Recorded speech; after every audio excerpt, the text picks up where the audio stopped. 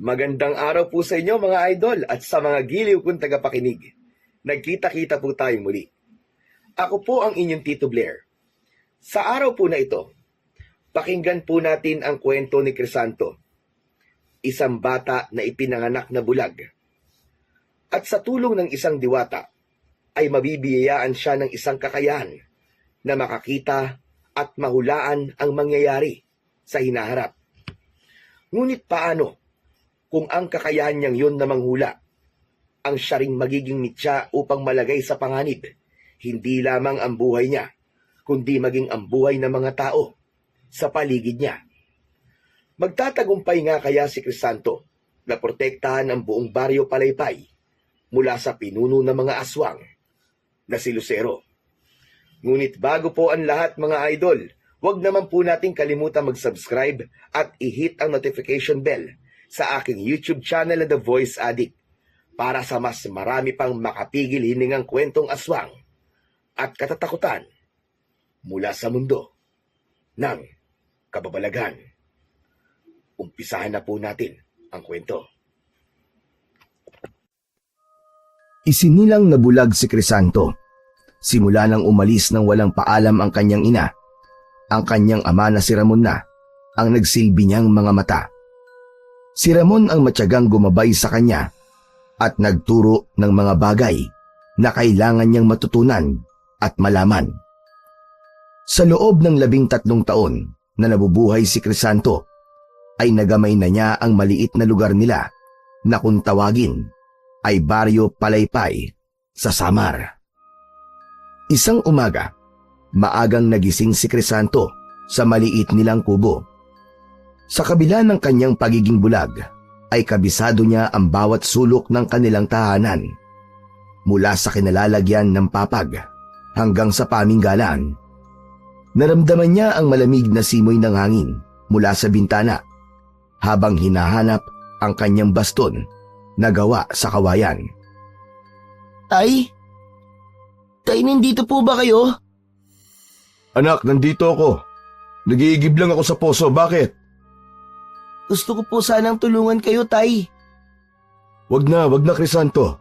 Diyan ka na lang muna sa loob at mamaya ay mag-aalmusal na tayo. Ngunit matigas ang loob ni Crisanto. Tumayo siya at tinungo ang pinto ng kubo gamit ang kanyang baston. Sa bawat hakbang, sigurado siya sa galaw ng kanyang paa. Tatay, alam ko naman po ang daan papunta sa poso. Kaya ko rin pong buhatin ng isang timbang may laman na tubig. Kayo po ang dapat magpahinga dahil pagod po kayo sa trabaho niyo kahapon. Anak, hindi ibig sabihin na kaya mo ay dapat mo nang gawin. Ako na ang bahala sa lahat. Sige na. Maayos naman ang tulog ko kagabi kaya nakapagpahinga na rin ako. Kung ayaw niyo po akong patulungin sa pag-iigib, sasama na lang po ako sa inyo, Tay. Gusto ko po maglakad-lakad muna. Ay, ang anak ko talaga. O sige na nga. Halika na. Napangiti si Crisanto habang naririnig ang boses ng kanyang ama. Pakiramdam niya, kahit bulag siya ay sapat na ang pagmamahal ni Ramon upang punan ang kakulangan sa kanyang katawan. Hinawakan ni Ramon ang balikat ni Crisanto at dahan-dahang inakay palabas ng bahay.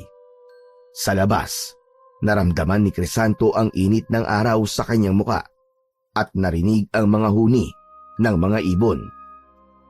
Ang ganda ng umaga ngayon, anak. Sayang at hindi mo nakikita.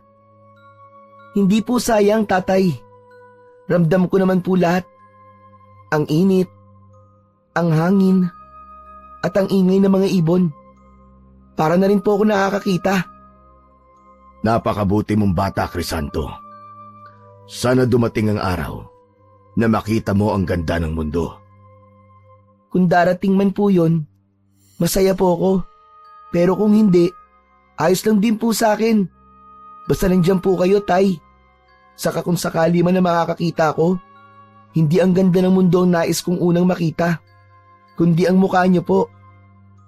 Pinapaiyak mo naman ako niyan, Crisanto eh. Basta, huwag kang bibitaw sa akin ha. Malapit na tayo sa poso. Nagpatuloy ang mag-ama papunta sa poso habang nagkwekwentuhan sa kung ano ang nais na almusal ni Crisanto para sa umagang yun. Isang umaga, maagang nagising si Crisanto gaya ng kanyang nakasanayan. Tatayo na sana siya pero nahawakan niya ang braso ni Ramon sa kanyang tabi. Nagtaka siya sapagkat ganoong oras ay gising na ang kanyang ama. Tay, gising na po. May trabaho kayo ngayon, di ba? Crisanto, hindi ako makakapasok ngayon. Parang nilalagnat ako eh. Hinipo ni Crisanto ang noo at leeg ng kanyang ama at napagtanto niyang mataas nga ang lagnat nito dahil sobrang init ng temperatura ng katawan nito. Hala, Tay. Ang init niyo po. Hindi po parang nilalagnat kayo. Talagang may lagnat po kayo at mataas po. Dapat po magpahinga kayo, Tay. Sige, ako na pong bahala dito sa bahay. Crisanto anak, wag na. Kaya ko pa naman eh. Baka mapagod ka lang. Tay, ako na po. Magpahinga na lang po kayo. Sayang naman po ang pagtuturo niyo sa akin para makagalaw ako kahit wala kayo. Kung hindi ko naman po gagamitin. Walang nagawa si Ramon kundi hayaan si Crisanto. Bumalik na rin agad sa pagtulog si Ramon. Habang mahimbing na natutulog ang kanyang ama, ay agad na kumilos si Crisanto. Sa kabila ng kanyang pagkabulag, gamay niya ang bawat sulok ng kanilang bahay. Kinuha niya ang walis at nagwalis siya ng mabilis. Maya-maya pa ay nagtungo na siya sa kanilang lutuan upang ipagluto ng lugaw ang kanyang ama. Nang kapain niya kung saan nakalagay ang mga panggatong, ay natigilan siya. Hala, wala na palang panggatong. Paano kaya ito? Naisip ni Crisanto na magtungo sa gubat kung saan kumukuha ng panggatong ang tatay niya. Alam niyang hindi siya papayagan ni Ramon na pumunta siya sa gubat at kapag nagsabi naman siya rito na wala na silang panggatong ay sigurado siya na ito ang pupunta sa gubat para kumuha ng mga panggatong. Ayaw niya muna itong kumilos dahil nga sa masama ang pakiramdam ng tatay niya. Kaya naisip ni Crisanto na siya na lang ang kukuha ng panggatong sa gubat. Ilang beses na siyang naisama doon ni Ramon, kaya tiwala siya na kabisado niya na ang lugar na yon. Agad na kinuha ni Crisanto ang kanyang baston at itak na nakasabit malapit sa pinto ng kanilang kubo. Ginamit niya ang kanyang memorya sa lokasyon ng kanilang lugar upang marating ang gubat. Kaya ko to. Matagal ko nang kabisado ang daan dito sa baryo Palaypay. Habang naglalakad palabas ng baryo, ay narinig niya ang huni ng mga ibon at ang mahinang ihip ng hangin. Kahit bulag, alam niyang patungo siya sa tamang direksyon. Medyo kinakabahan siya, pero mas matimbang ang kagustuhan niyang tulungan ang kanyang ama sa gitna ng karamdaman nito. Narating ni Crisanto ang gubat nang walang kahirap-hirap. Kahit hindi nakakakita, ay sigurado siya sa bawat takbang. Alam niyang nasa gubat na siya dahil sa mga tuyong dahon at mga sanga na kanyang natatapakan. Inilapag niya muna sa lupa ang kanyang baston at gamit ang itak ay nagsimula na siyang putulin ang maliliit na sangang nakuha niya sa lupa. Maingat ang bawat galaw niya dahil iniiwasan niyang masugatan ng itak. Habang patuloy sa pagputol ng mga sanga, naramdaman ni Crisanto ang kakaibang presensya sa paligid. Pakiramdam niya ay merong tao na malapit sa kanya. Nagbago ang temperatura, mas naging malamig at tahimik ang paligid niya. Sino yan? May tao ba dyan? Sino yan? Walang nakuwang sagot si Crisanto. Medyo kinabahan na siya, kaya nagdesisyon siyang umalis na. Pinulot niya ang kanyang baston at nagsimulang maglakad palabas ng gubat. Ngunit sa kasamaang palad ay hindi niya naramdaman ang pamilyar na daan na kanyang dinaanan kanina. Tumigil siya sandali, nakinig sa paligid, ngunit wala pa rin siyang narinig, kundi ang sariling paghinga. Huminga ng malalim si Crisanto. Kinalma niya ang kanyang sarili at muling naglakad. Ngunit sa bawat paghakbang niya, tila lalo siyang naliligaw. Ang inasahan niyang mabatong daanan ay naging basa at maputik. Ang mga puno ay tila mas malalaki at mas malalapit sa isa't isa dahil ilang beses siyang bumangga sa mga puno. Nagpatuloy si Crisanto sa paglalakad at patuloy siyang umasa na mararamdaman niyang pamilyar na siya sa kanyang dinadaanan. Hindi na alam ni Crisanto kung gaano na siya katagal sa gubat na yon. Sa bawat segundo, lalo niyang nararamdaman ang bigat ng takot sa kanyang dibdib. Ang araw ay tila ganap ng lumubog at ang gabi ay nagsimulang yakapin ang paligid. Bakit ko pa kasi ginawa to eh? Bakit hindi na lang ako nagpaalam kay tatay eh? Eh di sana, alam niyang nandito ako sa gubat. Umupo si Crisanto sa lupa habang yakap ang sarili. Hindi niya na napigilan ang pag-iyak dahil sa kawalan ng pag-asa. Hindi niya maalis sa kanyang isip ang imahe ng kanyang tatay na labis na nag-aalala para sa kanya. Dahil hanggang sa mga oras na yon ay hindi pa siya nakakauwi at hindi nito alam kung nasan siya. Patawad po, tatay. Hindi ko po sinasadya. Sana po makita ko na ang daan pa uwi. Ang malamig na hangin ng gabi ay tila naging saksi sa pag-iyak ni Crisanto. Napagtanto niya ng sandaling yon na sa kabila ng tapang na meron siya, may mga bagay na hindi niya kayang harapin ng mag-isa.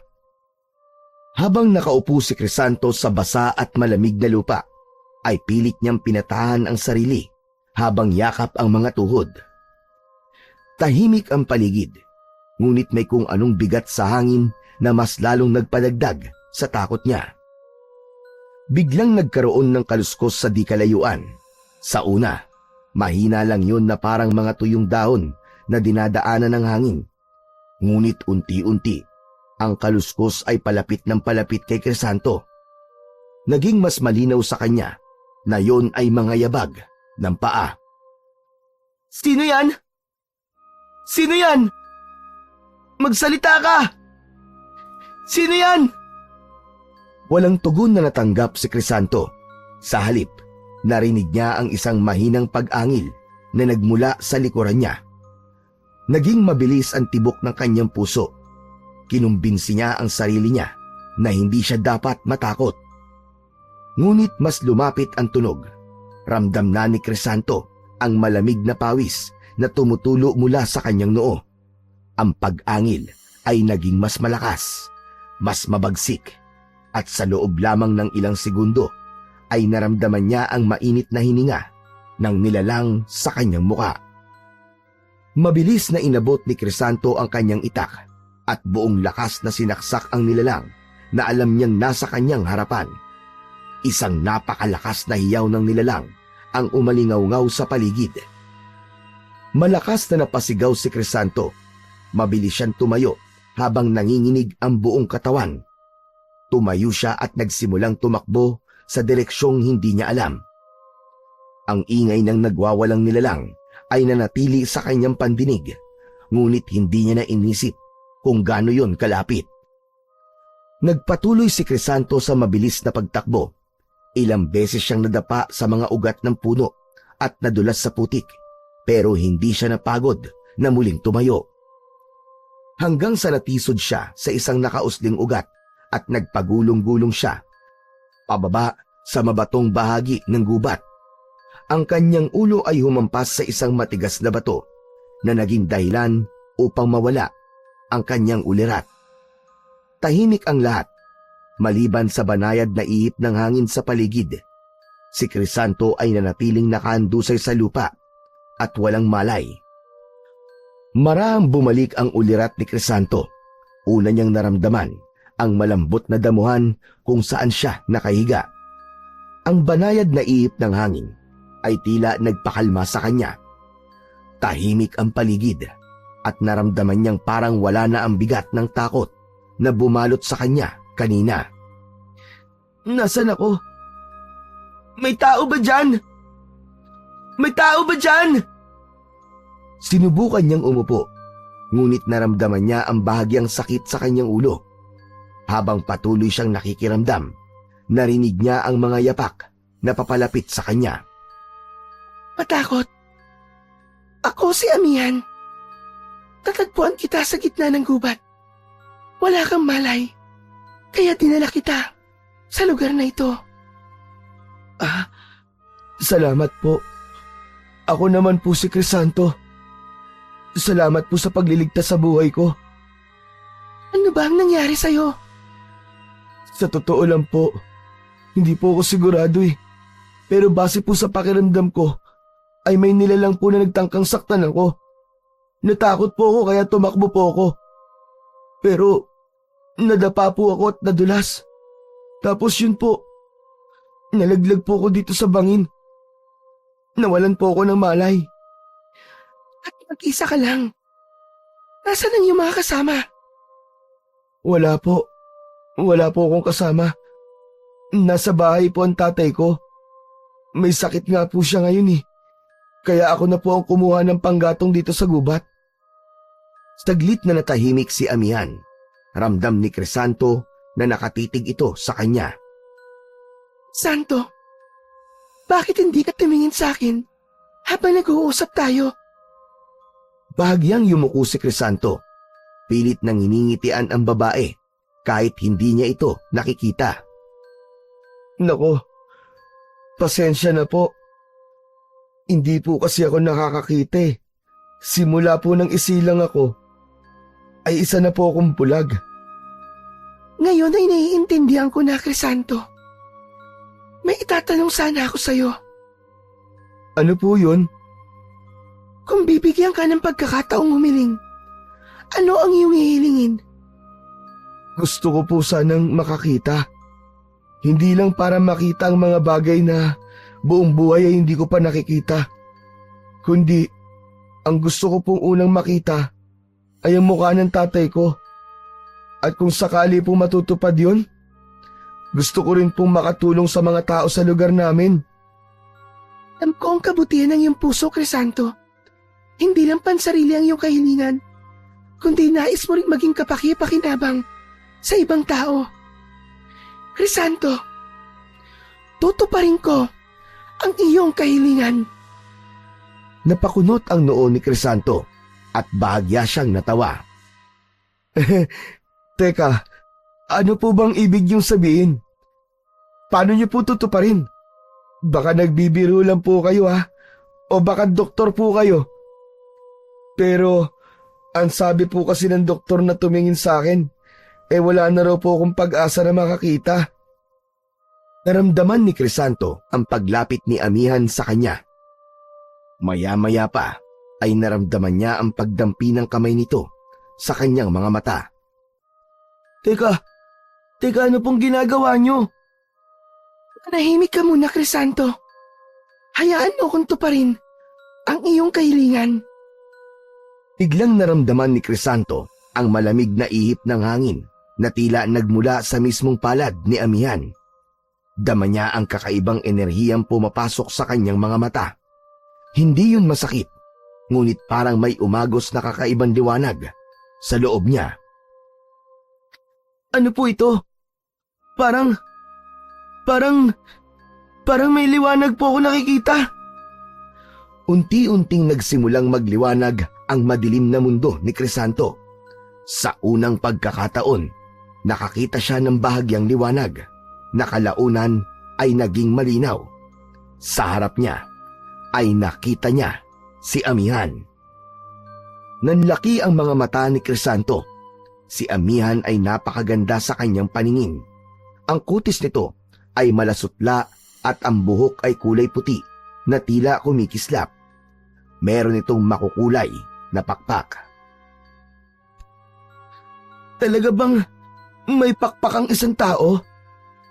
Alam ko ang pakpak dahil sinabi sa akin ni tatay ang itsura niyan. Crisanto, hindi ako isang tao. Ako ay isang diwata na nakatira sa kagubatan. Pero hindi na importante kung ano o sino ko. Ang mahalaga, ngayon ay makakakita ka na. Patawarin mo nga lang ako. Dahil hindi ang iyong ama ang iyong makikita, kundi ako. Hindi ako makapaniwala. Teka, totoo ba ito? Hindi ba ito isang panaginip? Nakakakita na po ako! Maraming salamat po! Salamat, amihan! Salamat! Huwag kang magpasalamat sa akin, Crisanto. Ang puso mong busilak ang siyang tunay na nagbigay daan sa himalang ito. Labis ang galak ni Crisanto habang patuloy niyang tinitignan ang lahat sa kanyang paligid. Ang gubat, ang mga puno, at higit sa lahat, ang diwata na nagbigay liwanag sa kanyang mundo.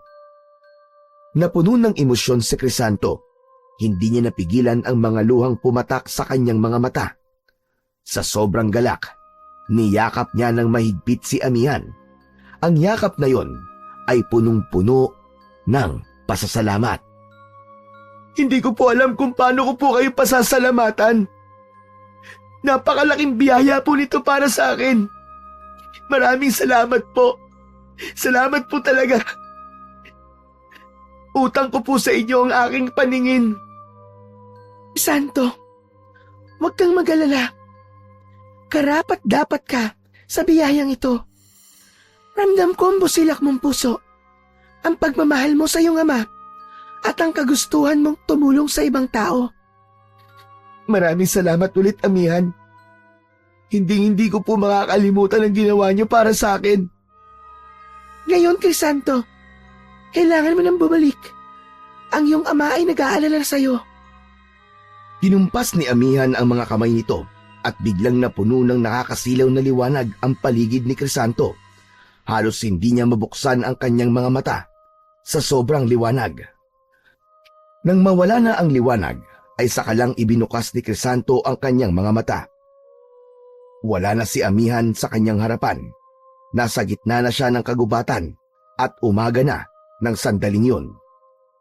Nakangiti niyang pinagmasdan ang paligid dahil noon lamang niya nakita ang kagandahan ng kalikasan.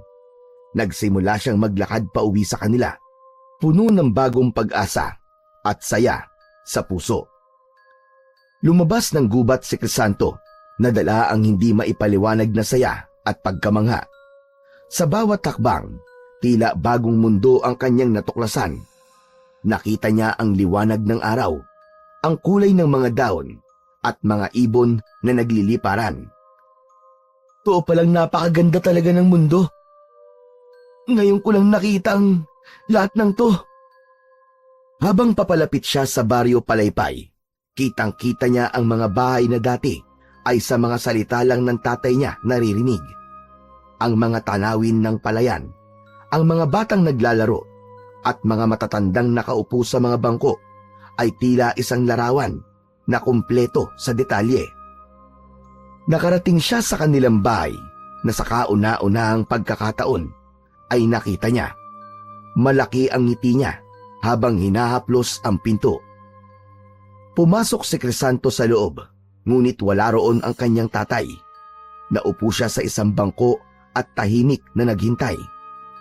Puno siya ng kaba at pananabik na makita ang kanyang ama dahil sa pagkakataong ito ay may kakayahan na siyang pagmasdan ito.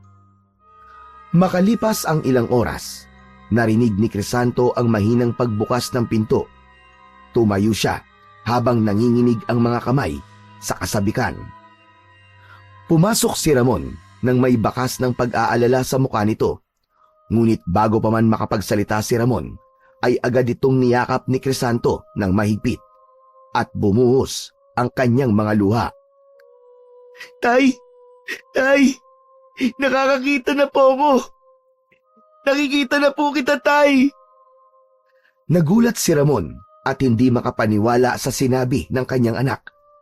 Pinagmasdan nito ng mabuti ang mga mata ni Crisanto. O ba't sinasabi mo, Crisanto? Nakakakita ka na? Tumango si Crisanto. Ang mga mata niya ay punong-puno ng luha ng kaligayahan. Opo, Tay. Nakikita na po kita. Salamat sa Diyos. Nakikita na po kita, Tay. Si Ramon naman ang napaiyak ng sandaling yon. Hinawakan nito ang mukha ni Crisanto at tiningnan yun ng maigi na para bang sinisigurado nito kung totoo ang mga sinabi sa kanya ni Crisanto. Sa unang pagkakataon, nakita ni Crisanto ang mukha ng kanyang ama, ang mukha ng taong buong buhay siyang minahal at nag-aruga sa kanya. Muling umupo ang mag-ama sa bangko habang patuloy na tumutulo ang luha ni Ramon. Ramdam ni Crisanto na hindi pa rin makapaniwala ang tatay niya sa nangyari. Pero anak, paano nangyari to? Paano nakakakita ka na ngayon? Akala ko ba wala ng pag-asa na magamot pa ang mga mata mo? Saan ka ba nanggaling? At isang araw ka nawala. Tay, pasensya na po kayo kung hindi po ako nagpaalam kahapon. Nang malaman ko po kasing mataas ang lagnat nyo, ay naisip kong ako na lamang po ang kukuha ng panggatong sa gubat. Sinabi ko naman sa'yo na huwag kang pupunta sa gubat, anak. Delikado ron, lalo na't bulag ka. Dati, pero anong nangyari sa gubat, anak? Bakit napakatagal mo? Halos mabaliw ako sa kakahanap sa'yo. Tay, naligaw po ako sa gubat. Hindi ko na po nahanap ang daan palabas po ng gubat eh. Kaya nagpalakad-lakad po ko. Pero parang paikot-ikot lang po ako doon. Inabot na po ako ron ng gabi, tay. Tapos, may narinig po akong kaluskos. May naramdaman po akong parang hayop na malaki. Tapos may mainit po na hininga sa mukha ko. Natakot po ako kaya sinaksa ko po agad siya ng itak. Tumakbo po ako ng tumakbo hanggang sa nadapa po ako at nawalan ng malay. Diyos ko, anak. Mabuti na lang at nakaligtas ka. Pero paano nangyari to? Paanong nawala ang pagkabulag mo? Tay, may nakilala po akong isang diwata. Ang pangalan niya po ay Amihan. Siya po ang nagligtas sa akin at nagbigay ng paningin sa aking mga mata.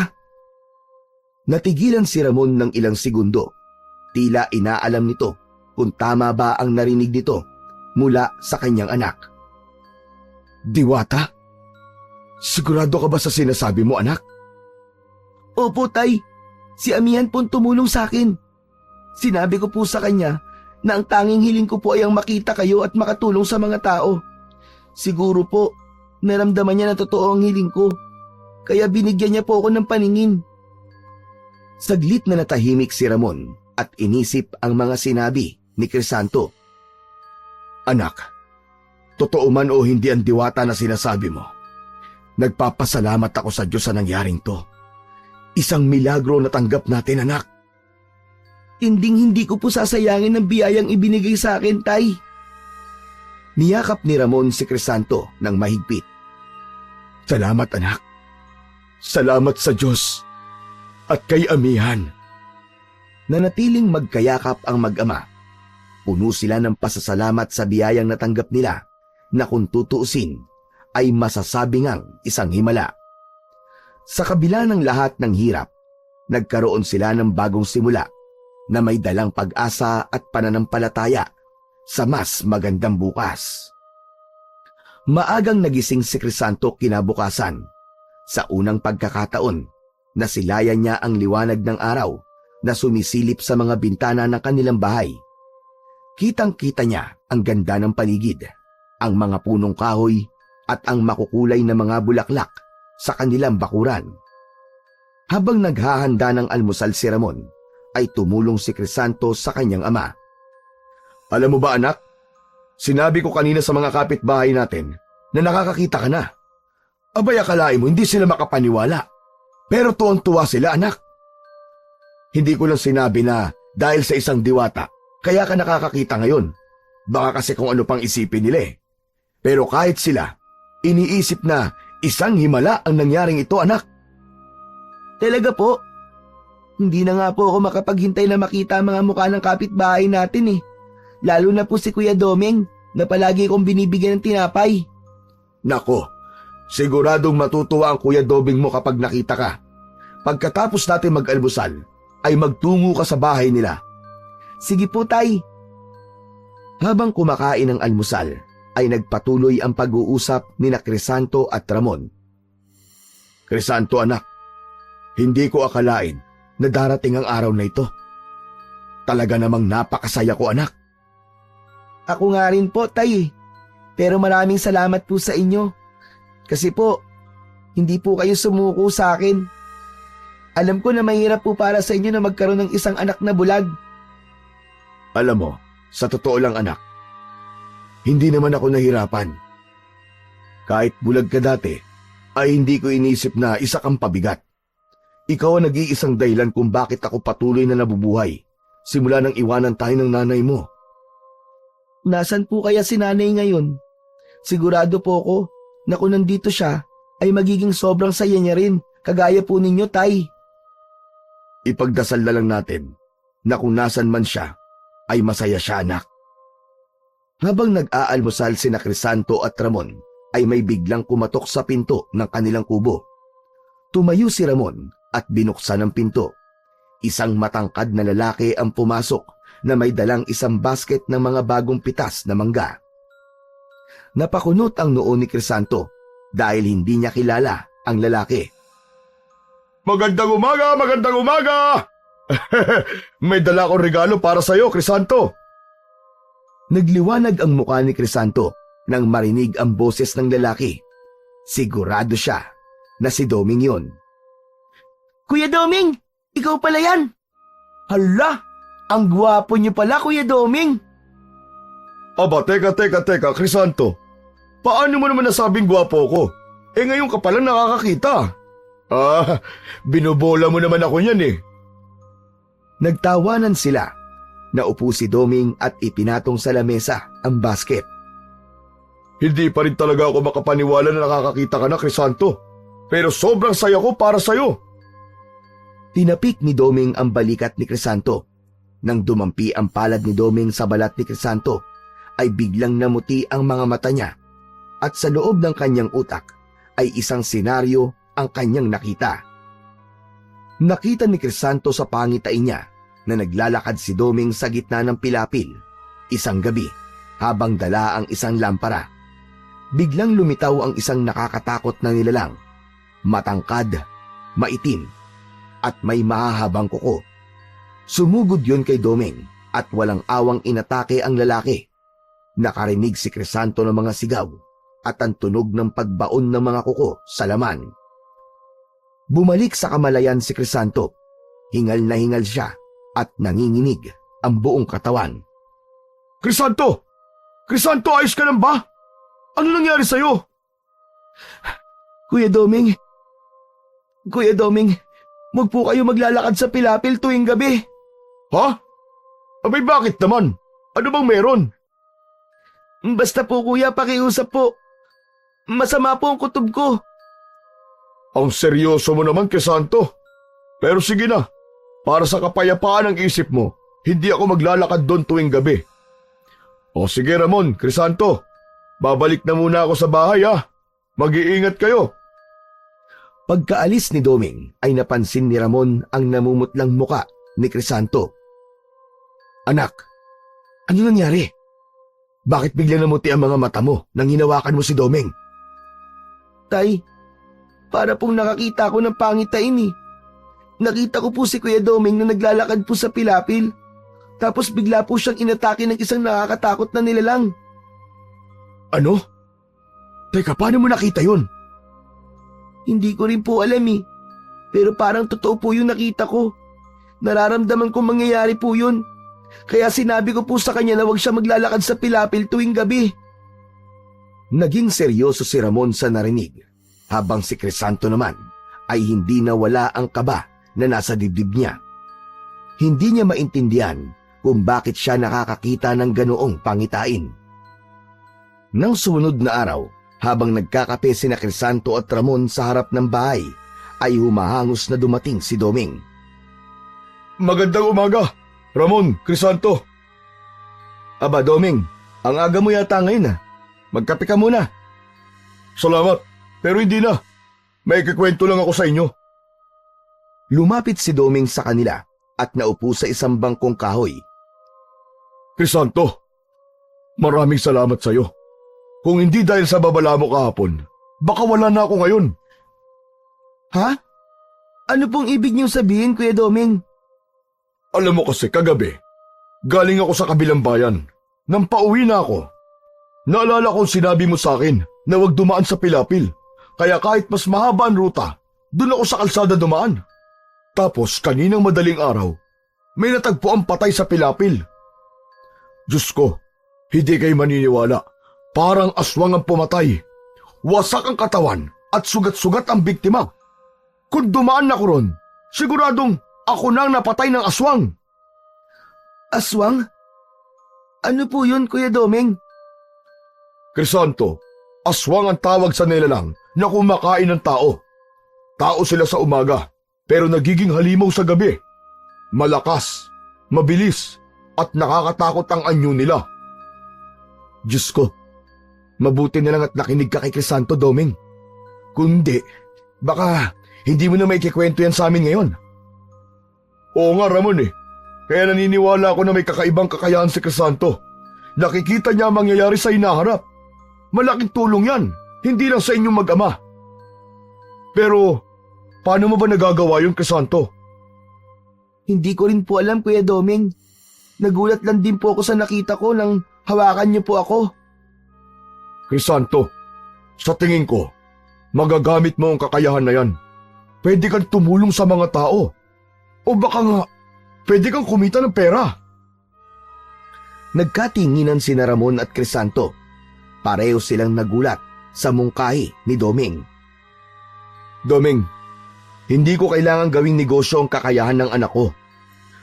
Nagsuggest lang naman ako, Ramon. Saka wala naman masama kung pagkakakitaan niyo ang kakaibang kakayahan ni Crisanto. Pero, subukan mo nga ulit sa akin, Crisanto. Ano kaya ang nakikita mo para sa akin?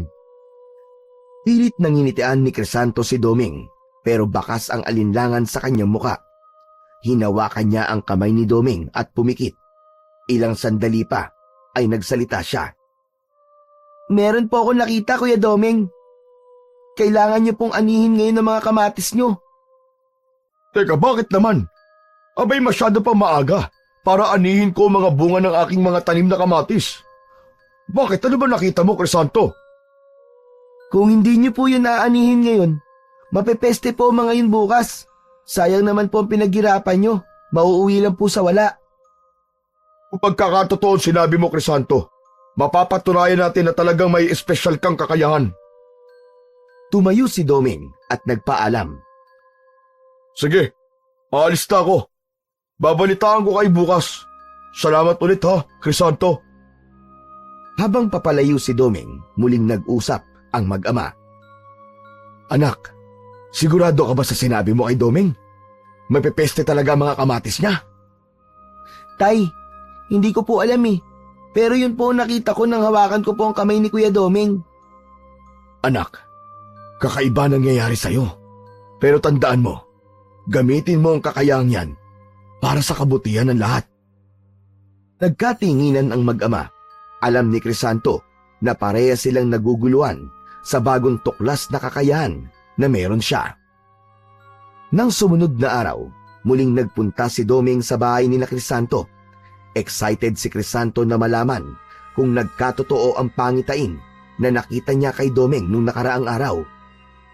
Malaki ang ngiti ni Doming nang humarap kina Crisanto at Ramon. Crisanto, tama ka! Napeste nga mga tanim kong kamatis!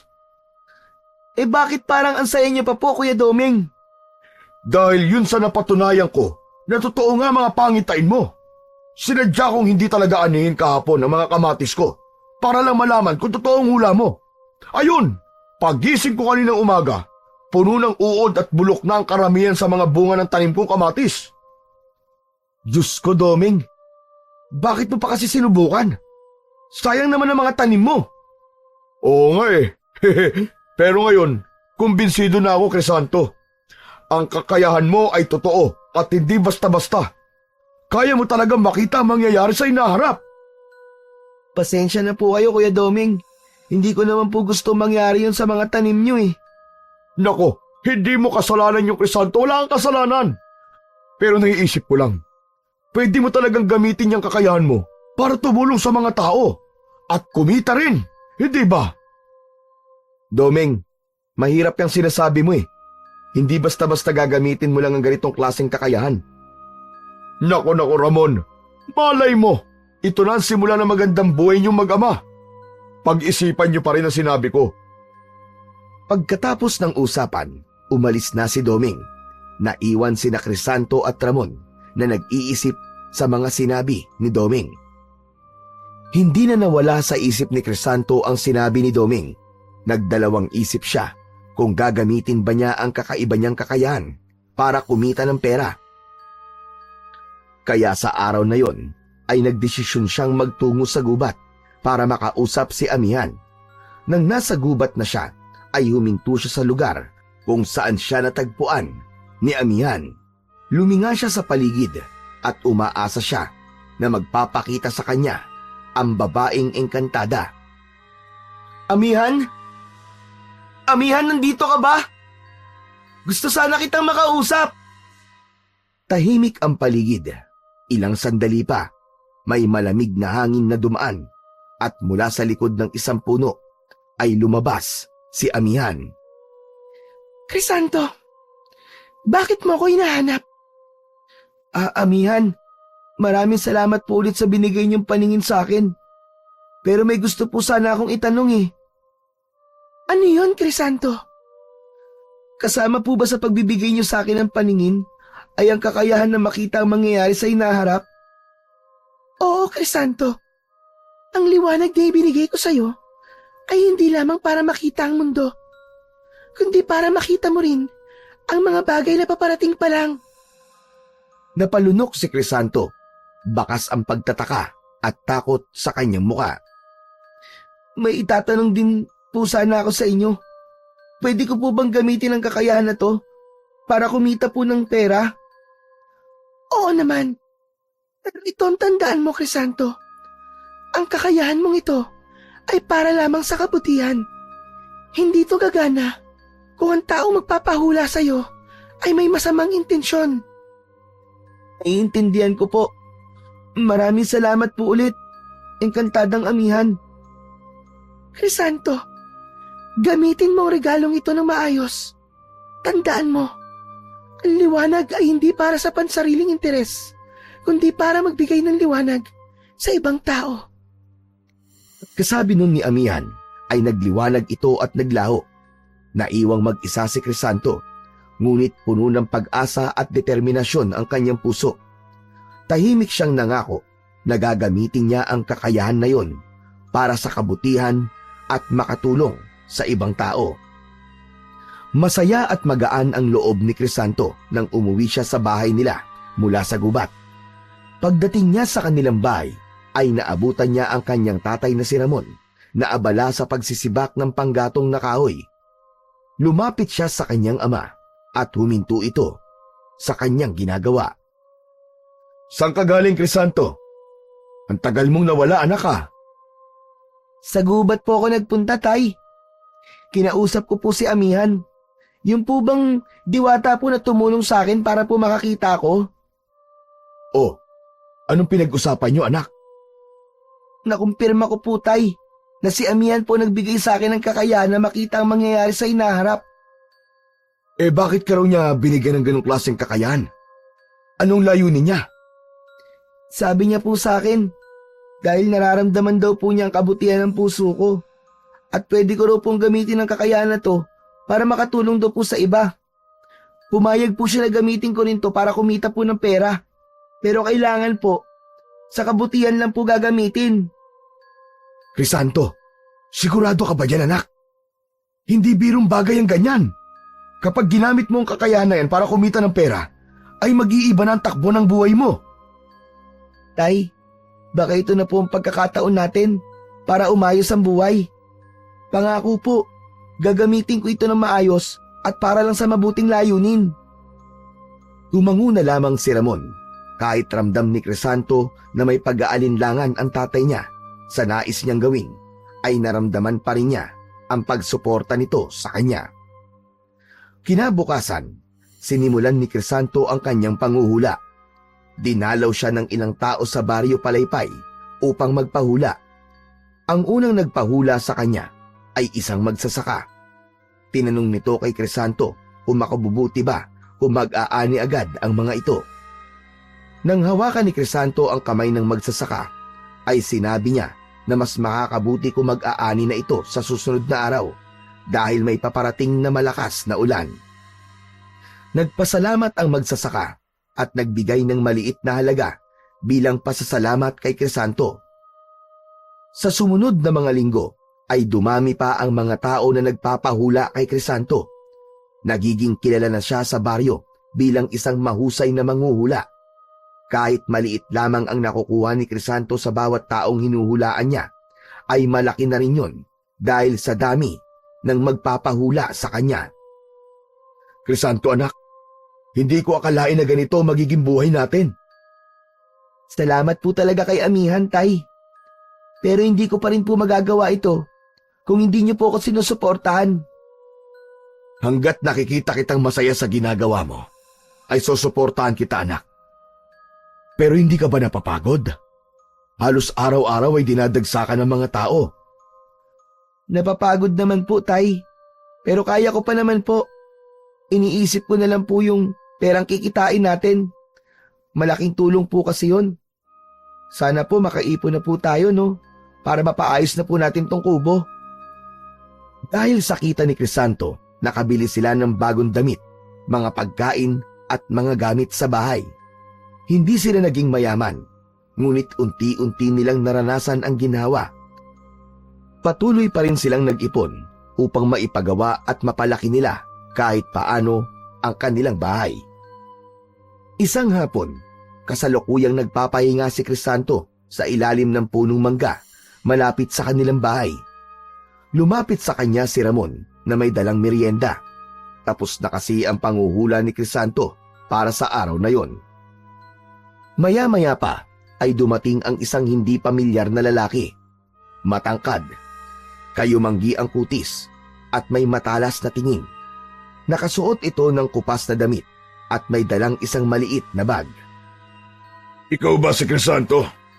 Ang batang manghuhula? Opo, ako nga po. Ano po may paglilingkod ko sa inyo? Gusto ko magpahula sa'yo. Pasensya na. Pero tapos na ang panghuhula ng anak ko sa araw na ito. Bumalik ka na lang bukas ng umaga. Nagmula pa ako sa malayong lugar. Sayang naman ang ipinunta ko dito kung hindi ako mahuhulaan ni Crisanto. Tay, ayos lang po. Huhulaan ko na lang po siya. Sigurado ka ba anak? Oras ito ng pahinga mo. Ayos lang po. Mabilis lang naman po ito. Inimbitahan ni Crisanto ang lalaki na maupo sa bangkong kahoy sa tabi ng puno. Tinanong niya ang lalaki kung ano ang pangalan nito at nalaman niyang Lucero ang pangalan ng lalaki. Hinawakan ni Crisanto ang kamay ni Lucero. Nang magdikit ang kanilang mga balat ay may naramdaman kagad si Crisanto na parang malamig na hangin na pumasok sa kanyang katawan. Ano pong gusto niyong ipahula o itanong sa akin, Kuya Lucero? Magtatagumpay ba ako sa plano kong gawin? Pumikit si Crisanto. Sa kanyang isipan ay nakita niya si Lucero sa isang madilim na lugar at nakatayo sa harap ng maraming tao na tila takot na takot. Ngunit ang buong paligid ay nagpapahiwatig ng tagumpay dahil sa malaking ngiti ni Lucero. Pagkatapos ng ilang sandali, ay muling ibinukas ni Crisanto ang kanyang mga mata. Opo, magtatagumpay po kayo sa plano niyo. Isang matamis na ngiti ang gumuhit sa labi ni Lucero. Salamat. Yan ang gusto kong marinig mula sa'yo. Marami akong naririnig tungkol sa'yo, Crisanto. Sabi nila, ay mahusay ka raw na manghuhula. Kaya naniniwala ako sa iyong sinabi. Tumayo si Lucero at inayos ang bag sa balikat. Naglabas ito ng pera at inabot kay Crisanto. Matapos yun, ay naglakad na si Lucero palayo. Nak, ano nakita mo dun sa lalaki? Hindi ko po alam eh. Basta nakita ko po na kung ano man po ang plano ni Kuya Lucero, ay magtatagumpay siya. Pero tay, alam niyo po, may kakaiba po akong naramdaman sa kanya. Parang mabigat po, tay. Parang may mali. Baka dapat hindi mo na lang siya inulaan, anak. Sana tama po ang ginawa ko, Tay. Sana nga, anak. Sana nga. Habang naglalakad papalayo si Lucero, ay lumingon ito saglit at ngumiti kay Crisanto. Ang ngiting yun ay nagbigay ng kakaibang kilabot kay Crisanto at hindi niya maintindihan kung bakit ganun ang kanyang naramdaman. Isang umaga, katatapos lang nila Crisanto at Ramon na mag-almusal, nakatayo si Crisanto sa tabi ng pinto at nakatanaw sa mga taong dumadaan sa harap ng kanilang bahay. Makalipas ang ilang sandali, ay lumapit si Ramon kay Crisanto at inakbayan siya nito. Anak, malaki na ang naitutulong ng panguhula mo sa atin. Pero naisip mo ba ang tungkol sa pag-aaral mo? Iniisip ko nga po yun, Tay. Gusto ko po mag-aral ulit sa susunod na taon. Alam ko po na iba pa rin kapag meron ako natapos. Bakit hindi pa ngayong taon, anak? Bakit kailangan hintayin mo pa ang susunod na taon? Gusto ko po mag-ipon muna. Ayoko pong pumasok ng kulang sa gamit o baon. Gusto ko po makatulong sa mga gastusin natin habang nag-aaral po. Pero anak, hindi ka ba natatakot na masanay ka na sa panguhula? Alam mo, baka dumating ang araw na hindi ka na makabalik sa eskwela dahil dito. Tay, pangarap ko po talaga makaahon tayo sa kahirapan. Gusto ko po magkaroon ng trabaho na may regular na sahod. Hindi ko po kaya manghula habang buhay. Yan ang gusto ko sa iyo, Crisanto. Hindi ka nawawalan ng pangarap. Pero tandaan mo, anak, kahit anong mangyari, nandito lang ako para suportahan ka. Salamat po, Tatay. Kaya sa susunod na taon ha, mag-aaral ka na ulit. Opo, pangako po. Mag-aaral na po ako ulit sa susunod na taon. Sa paglipas ng mga araw, ay nagpatuloy si Crisanto sa kanyang panguhula. Ngunit sa kanyang isipan ay malinaw ang direksyon na nais niyang tahakin, ang pagbabalik sa pag-aaral upang tuparin ang pangarap niyang maginhawang buhay para sa kanila ng kanyang ama. Isang umaga, nagbabasa si Crisanto ng libro na binili niya sa bayan. Kapag walang nagpapahula sa kanya, ay pinipili niya ang magbasa bilang paghahanda sa pagbabalik niya sa paaralan sa susunod na taon. Siya lang ang mag-isa sa bahay dahil nasa trabaho ang kanyang tatay. Ramdam niya ang kapayapaan ng umaga, ngunit natigilan siya nang may narinig siyang malalakas na yabag mula sa labas. Bago pa man siya makalapit sa pinto upang alamin kung sino ang nasa labas, ay malakas nang bumukas ang pinto at nagulat siya nang walang paalam na pumasok si Lucero. Bakas sa mukha nito ang galit. Napansin din niya ang mga sariwang sugat nito sa iba't ibang parte ng katawan. Crisanto! Kuya Lucero, ano pong ginagawa niyo rito? Akala mo ba hindi kita babalikan? Sinabi mo na magiging matagumpay ako. Pero ano? Halos lahat ng alagad ko ay napatay. Ano pong sinasabi niyo? Hindi ko po kayo maintindihan eh. Ang plano kong salakayin ng isang malayong bayan kasama ang mga alagad ko. Sinabi mo magtatagumpay kami. Pero imbis sa tagumpay, pagkatalo ang inabot namin. Plano? Bakit? Ano po bang plano niyo? Ang mga alagad kong aswang, halos naubos sila nang umatake kami sa isang lugar. Akala mo ba, magpapahula lang ako sa iyo ng basta-basta? Ginamit kita para tiyakin ang tagumpay ng pagsalakay namin. Pero dahil sa'yo, pinatay sila ng mga tao sa bayan na yon. Aswang? Ano pong sinasabi niyo? Hindi ko po talaga kayo maintindihan. Oo, Crisanto. Ako ang pinuno ng mga aswang. Ang hula mo naging dahilan ng kabiguan ko. At ngayon, pagbabayaran mo yon. Hindi ko po alam. Hindi ko po alam na ganun pala ang plano niyo. Wala akong pakialam. Dahil naniwala ako sa hula mo. Kaya halos naubos sa mga alagad ko. Kaya ngayon, ikaw ang magdurusa. Hindi lang ikaw. Pati ang mga tao dito sa Baryo Palaypay. Gagawin kong impyerno ang lugar na ito. Para mo ng awa, Kuya Lucero. Huwag mo lang idamay ang mga tao dito. Sa akin na lang kayo magiganti. Huli na, Crisanto. Ipinahamak mo ko. Kaya ipapahamak ko rin ang lahat ng mga taong mahalaga sa'yo. Huwag, Kuya Lucero. Pakiusap. Maganda ka, Crisanto. Ang araw ng pag-iiganti ko ay paparating na. Lumabas si Lucero at naiwan si Crisanto na nanginginig sa takot. Napaupo siya sa sahig. Hawak niya ang kanyang dibdib at nahihirapan siyang huminga. Sa kanyang isipan, naglalaro ang tanong kung paano niya mapipigilan ang paparating na panganib na dala ni Lucero. Tahimik na nakaupo si Crisanto sa isang sulok ng kanilang sala habang iniisip niya pa rin ang mga sinabi ni Lucero.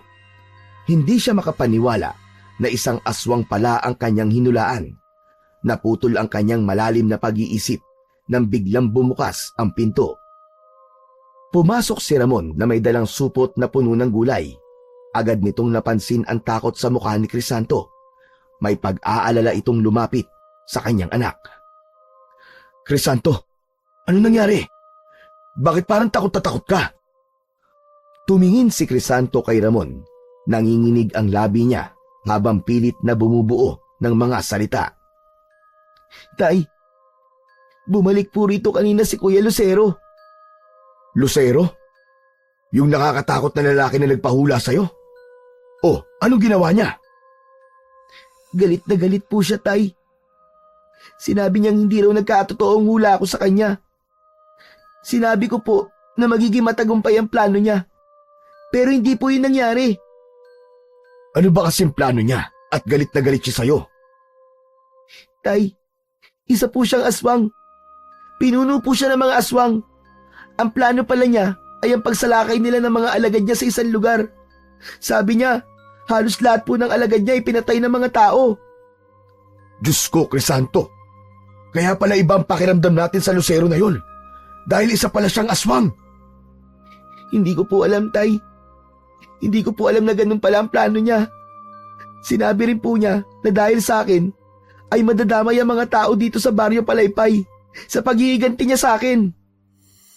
Napatayo si Ramon. Nagpalakad-lakad ito sa sala habang mataman na nag-iisip. Nakakabahala to, Crisanto. Pero, hindi kita pababayaan. Kahit ano pang mangyari, poprotektahan kita, anak. Salamat po. Pero sino naman po magpoprotekta sa mga tao dito? Tay, hindi ko kayang makita silang masaktan ng dahil sa akin. Kaya nating gawan to ng paraan, anak. Hindi natin hahayaang mangyari ang sinasabi niyang paghihiganti. Saglit na natahimik si Crisanto. Unti-unti niyang napagtanto ang nangyari. Ngayon, ay alam ko na kung bakit ako nagkamali sa hula ko. Sabi ni Amihan, hindi gagana ang kakayahan ko kapag masama ang intensyon na magpapahula. Yun nga siguro ang dahilan kung bakit hindi nagkatotoong hula mo kay Lucero, anak. Natatakot po ko, Tay. Hindi lang para sa atin, kundi para sa buong Baryo Palaypay. Crisanto, anak. Malakas ang loob ng mga tao dito. Magkakapit-bisig tayong lahat. Pero kailangan natin maganda. Tumango si Crisanto. Bakas pa rin ang takot sa kanyang muka. Alam niyang may paparating na panganib at hindi niya maaaring takasan yon. Lumipas ang ilang gabi na halos hindi makatulog si Crisanto.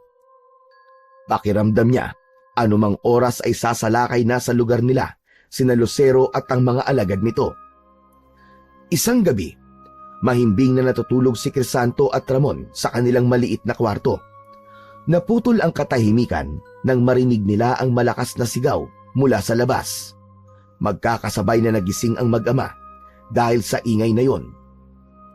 Saklolo! Medyo ako! Saklolo! Tay, may tao sa labas. Si Kuya Doming yata yun. Agad na bumangon si Ramon at sinindihan ang lampara. Kasunod nun ay narinig nila ang malakas na pagkatok ni Doming. Inunahan ni Crisanto ang tatay niya sa pagbubukas ng pinto. Bumungad sa kanya si Doming na pawisan at takot na takot. Hingal na hingal ito habang nakahawak sa dibdib. Oh, Kuya Doming, ano nangyari sa'yo? Inatake ako ng aswang sa bahay ko. Sa bubong siya pumasok. Buti na lang nakatakas ako. Napatitig si Crisanto kay Doming at ramdam niya ang kaba sa boses nito. Agad niya itong pinapasok at isinarado niya ang pinto. Maya-maya pa ay narinig nila ang mahinang yabag sa bubong. Napatingala silang lahat. Sigurado ako na aswang niya nasa bubong niyo.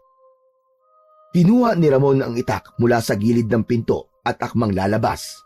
Mabilis itong hinawakan ni Crisanto sa braso. Tay, wag na po! Baka masaktan po kayo kung lalabas pa kayo! Wala akong pakialam. Hindi ko hahayaan na pasukin tayo ng halimaw na yon. Biglang bumukas ang bintana ng malakas. Isang nilalang na may mahahabang kuko at mapupulang mga mata ang pilit na pumasok mula roon. Sabay na napasigaw sa takot sina Crisanto at Doming. Mabilis na sinugod ni Ramon ang aswang na nasa bintana at tinaga nito yon sa balikat. Napasigaw ang aswang at mabilis na tumakas palayo. Nag-iwan pa yun ng dugo sa gilid ng bintana. Bumalik ka rito! Hayop ka! Papatayin talaga kita! Umupo si Doming sa papag. Nanginginig pa rin ang katawan. Dahan-dahan namang naupo si Crisanto sa tabi nito.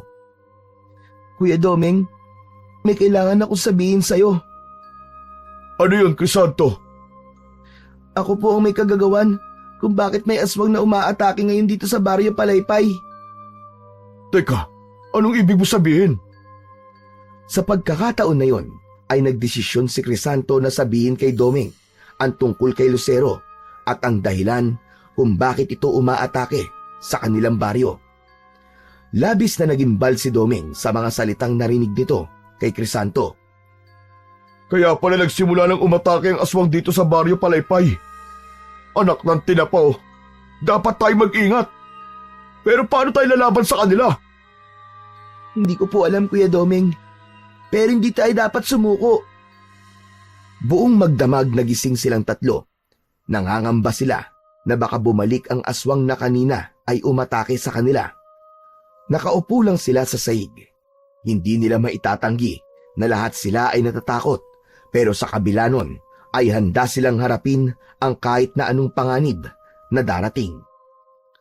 Simula nang mangyari ang pag-atake na yon ng aswang, ay mas lalong hindi na nakatulog sa gabi sina Crisanto at Ramon.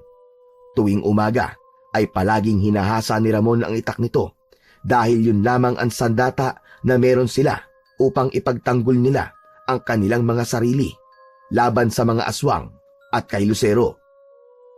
Isang gabi, maagang nagsarado ng mga bintana at pinto sina Crisanto. Bago sila humiga upang matulog, ay hindi nila kinalimutan ang magdasal para sa kanilang kaligtasan at maging sa lahat ng nakatira sa Baryo Palaypay. Habang nakahiga ang mag-ama, ay may kakaibang naramdaman si Crisanto. Tay, pakiramdam ko, may hindi magandang mangyayari ngayong gabi. Kanina pa po talaga ako kinakabahan eh. Kaya nga kailangan natin maging handa palagi, anak. Huwag kang matatakot, Crisanto. Lalaban tayo kung kinakailangan.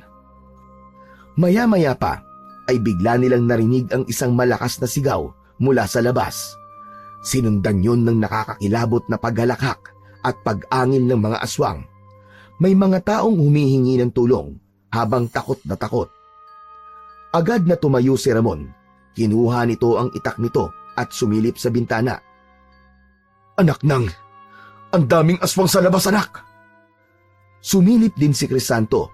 Nakita niya ang isang grupo ng mga aswang na umaatake sa mga tao sa pangunguna ni Lucero.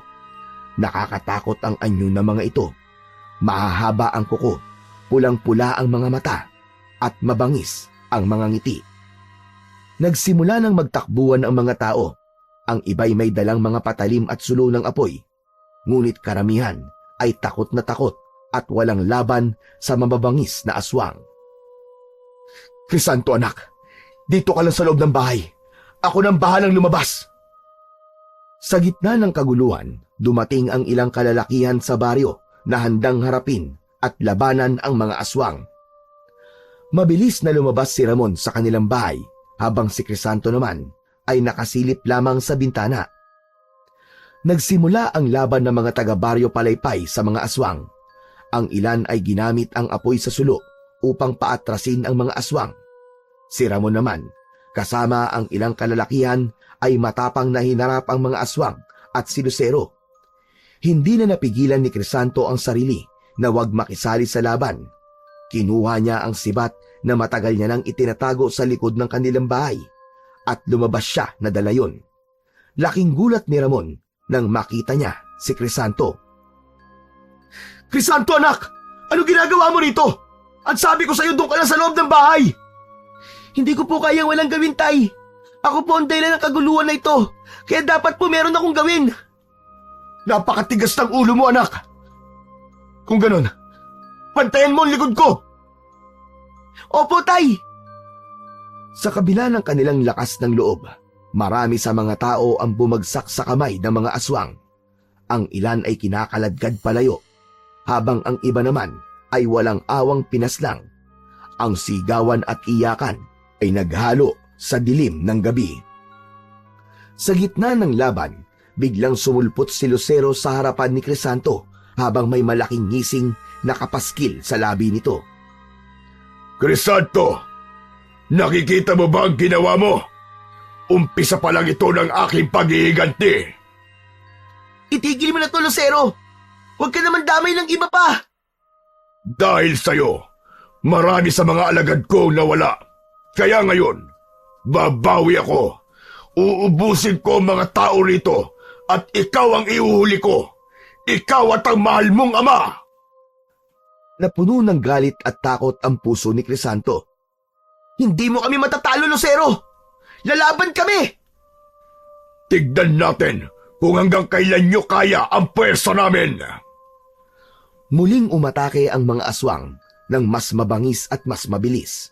Sa kabila ng takot, patuloy na lumaban sina Ramon at Crisanto kasama ang mga natitirang tao sa baryo.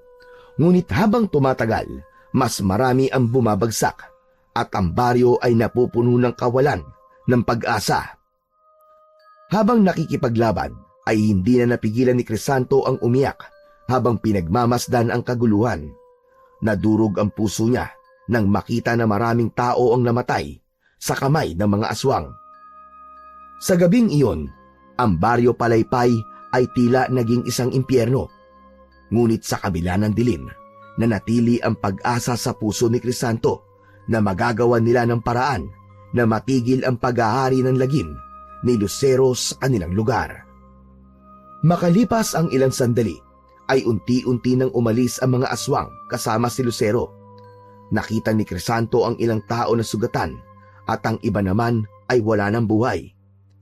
Nasa gitna ng lahat si Crisanto, nanginginig ang buo niyang katawan habang iniikot niya ang tingin sa paligid. Maya-maya pa ay lumapit si Ramon sa kanya. Ang dami pong pinatay ng mga aswang, Tay. Alam kong masakit ito para sa iyo, Crisanto. Pero kailangan natin magpakatatag. Kasalanan ko po ito eh. Kasalanan ko to, Tay. Kung hindi ko sinabi kay Lucero na magtatagumpay ang plano niya, hindi mangyayari to. Hindi sana siya magagalit sa akin sa buong baryo Palaypay. Crisanto, anak, huwag mong sisihin ang sarili mo. Hindi mo alam na masama pala ang plano niya. Hindi mo kasalanan kung bakit ito ginagawa ni Lucero. Hindi mo kasalanan ang ginawa ni Lucero at ng mga alagad niya dito sa ating baryo. Lalo pang napahagulgol si Crisanto habang nasa bisig ng kanyang ama. Tay, paano ko maitatama ang lahat ng ito? Kailangan natin magpatuloy, anak. Magtiwala ka. Makakahanap tayo ng paraan. May awa ang Diyos. Biglang may pumasok na ideya sa isip ni Crisanto. Umalas siya sa yakap ng kanyang ama at tumingin dito. Tay, si Amihan po! Si Amihan! Oh, anong tungkol kay Amihan, anak? Baka po matulungan niya ako para makahanap po ng paraan upang pigilan si Lucero. Kung tama ang sinasabi mo, anak, maganda nga siguro na humingi ka ng tulong sa kanya. Kailangan ko pong kausapin kagad si Amihan. Siya na lang po ang pag-asa natin. Tumango si Ramon at hinawakan sa balikat si Crisanto. Kung ano man ang desisyon mo, Crisanto, susuportahan kita. Sa gabing iyon, inisip ni Crisanto na sana ay matulungan sila ni Amihan. Naniniwala siya na merong kakayahan at kapangyarihan ang naturang diwata upang bigyan ng tuldok ang kasamaan na dala ni Lucero sa baryo Palaypay. Kinabukasan, hindi na nag-aksaya pa ng oras si Crisanto. Paggising na paggising niya ay agad siyang naglakad patungo sa gubat. Agad siyang nakarating sa lugar kung saan niya huling nakausap ang mabait na diwata. Luminga siya sa paligid at naramdaman niya ang presensya ni Amihan. Amihan, kailangan ko ang tulong nyo. Sa una ay katahimikan ang sumagot kay Crisanto. Maya-maya pa ay humangin ng malakas at nagtipon-tipon ang mga tuyong dahon sa harapan ni Crisanto at mula roon ay lumitaw si Amihan. Ang mukha ng diwata ay napuno ng lungkot nang makita ang bigat sa muka ni Crisanto. Crisanto, anong nangyari? Bakit tila ikaw ay balisa? Sinasalakay po ng mga aswang ang baryo Palaypay sa pangunguna ni Lucero. Maraming tao po ang namatay at ang sabi po ni Lucero ay hindi siya titigil hanggat hindi niya napapatay lahat ng tao sa lugar namin. Labis na masakit marinig ang sinapit ng inyong baryo. Ramdam ko na pinahihirapan ka ng iyong konsensya. Bakit, Crisanto? Kasi po, nagkamali ako. Nagkamali po ako sa hula ko kay Lucero. Ako po ang sinisisi niya kung bakit halos naubos ang lahat ng alagad niyang aswang. Sa hula ko po kasi sa kanya, ay nakita ko na magtatagumpay siya sa pagsalakay sa isang lugar. Pero hindi po yun nangyari. Kaya kasalanan ko po ang lahat. Crisanto, wala kang kasalanan. Ang kakayahang ibinigay ko sa iyo ay may hangganan. Hindi nito saklaw kapag masama ang intensyon na magpapahula. Ang kasamaan ni Lucero ay hindi mo responsibilidad. Pero, diwatang Amihan, kung hindi ko po siya idulaan, baka hindi po ito nangyari. Kaya po ako nandito ay hihingi po ako ng tulong sa inyo. Hindi ko na po alam kung paano ko po poprotekta ng aming baryo laban po sa mga aswang. Sandaling tumahimik si Amihan at tila nag-isip. Pagkatapos ay inilihad nito ang isa nitong kamay at mula roon ay lumitaw ang isang maliit na bato na ang hugis ay parang luha. Kumikinang yon sa pamamagitan ng pagtama roon ng sikat ng araw. Ano po yan? Crisanto, isa itong makapangyarihang mutya na kami lang na mga diwata ang nagmamayari. Kapag nilunok mo ito, magkakaroon ka ng lakas at bilis na lampas sa kayang gawin ng karaniwang tao. Ang bawat sandata na hahawakan mo ay magiging makapangyarihan at walang aswang ang makakasugat sa'yo. Totoo po ba? Kung ganun, kaya ko na pong protekta ng baryo sa pamamagitan po ng mutya na yan? Oo, ngunit may kabayaran, Crisanto. Sa oras na mapatay mo si Lucero, ay muli kang mabubulag. Tigilan si Crisanto. Hindi agad siya nakapagsalita ng ilang segundo. Nang mapagtanto niya ang sinabi ni Amihan, ay muli siyang nagsalita. Tama po ba ang narinig ko? Mabubulag po ulit ako sa sandaling mapatay ko na si Lucero? Tama ang iyong narinig, Crisanto. Lahat ng ibinibigay naming mga diwata sa tao ay may kapalit. Kaya pag-isipan mo munang mabuti ang magiging desisyon mo. Mataman na nag-isip si Crisanto. Kalaunan ay tumango siya ng may kasamang determinasyon. Diwatang Amihan, tatanggapin ko po ang mutya. Wala na po akong pakialam kahit mabulag po ulit ako. Basta maligtas ko lang ang lahat ng tao mula kay Lucero. Kung ganon, kunin mo na ang mutya. Sa'yo na ito, Crisanto. Kinuha ni Crisanto ang mutya mula sa kamay ni Amihan.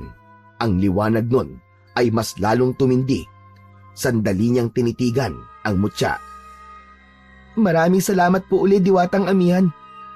Gagawin ko po ito para sa baryo Palaypay. Ipinagkakatiwala ko sa iyo ang kapangyarihan ng mutya. Tandaan mo, Crisanto, gamitin mo ito para sa kabutihan. Huwag kang mawawala ng pananampalataya sa iyong sarili at sa lumikha. Inilapit ni Crisanto ang mutya sa kanyang bibig at nilunok yun ng buo. Agad niyang naramdaman ang pagbabagong naganap sa kanyang katawan. Isang kakaibang lakas ang bumalot sa kanya, para yung apoy na nagbigay ng init sa kanya. Napaluhod siya, hindi dahil sa kahinaan, kundi dahil sa tindi ng lakas na naramdaman niya. Napakalakas nitong mutya! Nararamdaman ko na kagad ang lakas niya! Crisanto, ngayon ay handa ka na. Ipagdadasal ko ang iyong tagumpay. Naway magtagumpay ka sa laban at maibalik ang kapayapaan sa Baryo Palaypay. Tumayo si Crisanto at tumango ng may pasasalamat kay Amihan. Pinapangako ko, diwatang Amihan, hindi ko po sasayangin ang pagkakataong binigay niyo sa akin. Dala ang malaking pag-asa. Naglakad si Crisanto palabas ng gubat matapos magpaalam kay Amihan. Naramdaman niya ang basbas ni Amihan habang patuloy siyang naglalakad. Habang papalapit siya sa Baryo Palaypay, ay punong-puno siya ng pag-asa. Hindi lang para sa kanyang sarili, kundi para sa lahat ng mga tao sa lugar kung saan siya isinilang at nagkaisip. Pagdating ni Crisanto sa kanilang bahay, ay nadatnan niya si Ramon na naghahasa ng itak sa labas ng kanilang bahay. Huminto ito sa ginagawa nang makita siya. Saan ka ba galing, Crisanto? Kanina pa kita hinahanap. Galing po ako sa gubat, Tay. Kinausap ko po si Amihan. Oh, kumusta ang pakikipag-usap mo sa kanya, anak? May tulong ba siyang ibinigay sa'yo? Opo, binigyan niya po ako ng isang makapangyarihang mutya, Tay. Tinanggap ko po yun dahil sa lakas at bilis na ibibigay sa akin ng mutya. Bukod po ron, ay hindi rin po ako masasaktan ng kahit na sinong aswang. At lahat ng sandata na hawakan ko ay magiging makapangyarihan. Mabuti naman, anak. Yan ang kailangan natin ngayon. Sigurado ko na dahil sa mutyang yan, ay mapapatay mo na si Lucero at ang mga alagad niya. Pero Tay, may kapalit po kapangyarihan ng mutya. Anong kapalit, anak? Huminga ng malalim si Crisanto bago sumagot. Ang sabi po kasi ni Diwatang Amihan, kapag napatay ko na po si Lucero, ay mawawala po ulit ang paningin ko. Mabubulag po ulit ako, Tay. Ano? Kung ganun, bakit mo pa tinanggap ang mutya? Hindi mo kailangan magsakripisyo ng ganito. Tay, sapat na po sa akin ang maikling panahong naranasan ko makakita. Kung ang kapalit naman ito ay ang kaligtasan ng mga tao sa Baryo Palaypay, handa po akong tanggapin yon. Natigilan si Ramon at naluha ito sa sinabi ni Crisanto. Napakabuti mo talagang bata, anak. Napakasaya ko dahil napalaki kita ng maayos. Hanga ako sa tapang at kabutihan ng puso mo, Crisanto. Salamat po, Tay. Sana po magtagumpay tayo. Magtatagumpay tayo, anak. Manalig ka lang. Niyakap ni Ramon si Crisanto at sa yakap na yon ay naramdaman ni Crisanto ang lakas at pagmamahal ng kanyang ama. Sa kabila ng sakripisyong naghihintay sa kanya, naging mas matatag ang kanyang loob. Isang gabi, habang natutulog sina Crisanto at Ramon, ay biglang nagising si Crisanto nang marinig niya ang isang tinig mula sa labas ng kanilang kubo. Crisanto! Lumabas ka riyan! Ngayon na ang gabi ng ating paghaharap! Napabalikwas si Crisanto. Dumagundong ang kanyang puso sa kaba, ngunit dama niya ang tapang na dulot ng mutya.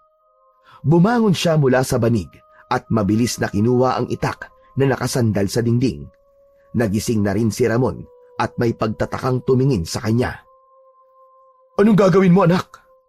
Nasa labas po si Lucero, Tay. Kailangan ko po siyang harapin. Crisanto, wag! Delikado! Tay, may mutya na po ako. Walang aswang ang makakasugat sa akin. Kailangan ko po siyang harapin ngayon dahil ito na ang pagkakataon ko para patayin siya.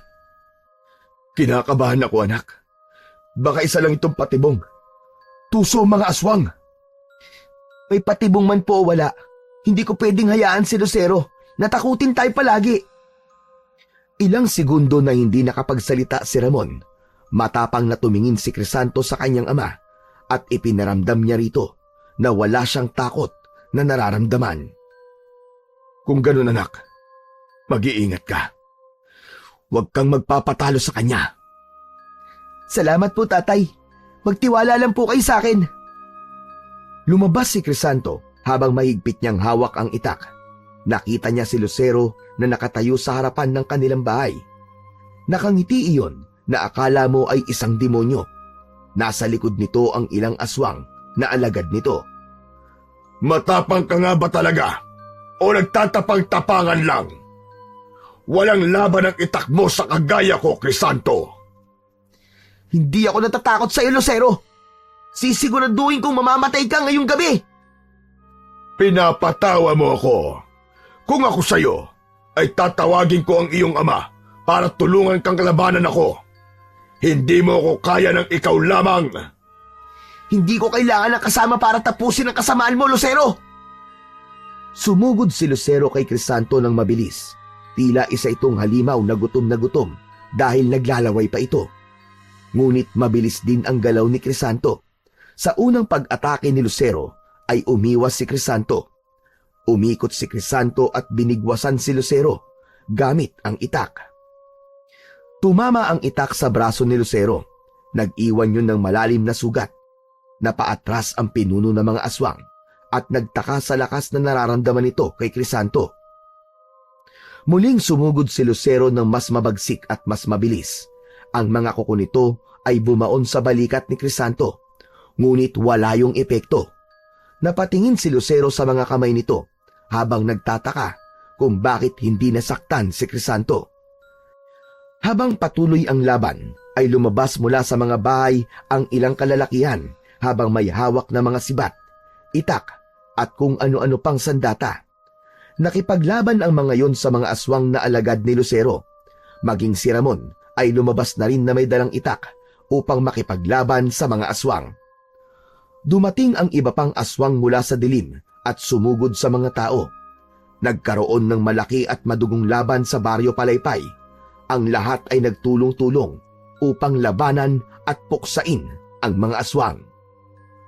Samantala, si Crisanto at Lucero ay nagpatuloy sa kanilang inkwentro. Lumundag si Lucero at muli nitong sinubukang atakihin si Crisanto gamit ang matutulis nitong kuko. Ngunit mabilis na umiwas si Crisanto at nagtagumpay siyang saksakin ng itak ang tagiliran ni Lucero. Napasigaw si Lucero sa labis na sakit. Hindi mo ako matatalo, Crisanto. Ako ang hari ng mga aswang. Hindi natinag si Crisanto. Ginamit niya ang lahat ng lakas ng mutya. Hindi makapaniwala si Lucero sa bilis at husay ni Crisanto. Sa gitna ng laban, nasugatan si Lucero ng malalim sa hita. Napilitan itong umatras, ngunit hindi tumigil si Crisanto. Patuloy niyang inatake si Lucero gamit ang itak, hanggang sa tuluyang bumagsak si Lucero sa lupa. Tadtad ito ng sugat at halos maligo na sa sarili nitong dugo. Nilapitan ni Crisanto si Lucero habang hawak ang itak. Tinignan niya ito ng buong tapang. Sa kabila ng pag-aagaw buhay ni Lucero, ay nagawa pa nitong tumawa. Itinapat ni Crisanto ang itak sa leeg ni Lucero. Handa na siyang tapusin ang buhay ng pinuno ng mga aswang. Ngunit sa sandaling yon, ay biglang lumapit si Ramon kay Crisanto. Hinawakan nito ang kamay ni Crisanto na may hawak sa itak. Puno ng tapang at walang bahid ng pagdadalawang isip. Crisanto, sandali. Alam kong buo na ang loob mong patayin si Lucero. Pero alam mo rin kung ano ang kapalit nito. Hindi ko na po iniisip ang sarili ko. Naranasan ko na po makakita. At sapat na po yun para sa akin. Kung kailangan ko pong bumalik sa dilim para sa kaligtasan ng lahat ng tao, nakahanda po akong gawin yon, Tay. Napaluwa si Ramon. Unti-unti nitong binitiwan ang kamay ni Crisanto. Tumango ito bilang hudyat kay Crisanto na tapusin na si Lucero. Malakas na inundayan ng saksak ni Crisanto sa leeg si Lucero. na tuluyang tumapos sa buhay nito. Sinamantala ni Crisanto ang pagkakataon na meron pa siyang paningin upang patayin ang natitirang mga aswang.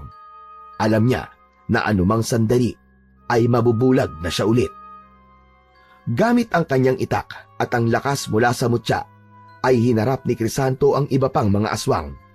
Matapos ang ilang oras na matinding labanan, naubos din ang lahat ng alagad ni Lucero. Ang mga tao ng Baryo Palaypay ay nagtipon at nagsaya dahil sa kanilang tagumpay. Labis na nagpasalamat ang lahat kay Crisanto dahil sa tapang na ipinakita nito. Habang pinagmamasdan ang mga tao, napuno ng luha ang mga mata ni Crisanto. Sinulit na niya ang sandali na nakakakita pa siya upang isa-isang tingnan ang muka ng mga yon. Sa huli ay ang muka ng kanyang ama ang tiningnan niya. Sinugod niya ito ng isang mahigpit na yakap habang walang tigil ang pag-agos ng kanyang luha mula sa kanyang mga mata. Kinabukasan ng umaga, pagkagising ni Crisanto ay inasahan niya na kadiliman ang muling sasalubong sa kanya. Pero laking pagtataka niya dahil hindi pa rin nawala ang kanyang paningin. Nakita niya ang liwanag ng araw na tumatagos sa bintana at ang kabuuan ng kanilang bahay. Mabilis na lumabas ng bahay si Crisanto at nakita niya ang tatay niya na nagsisibak ng kahoy.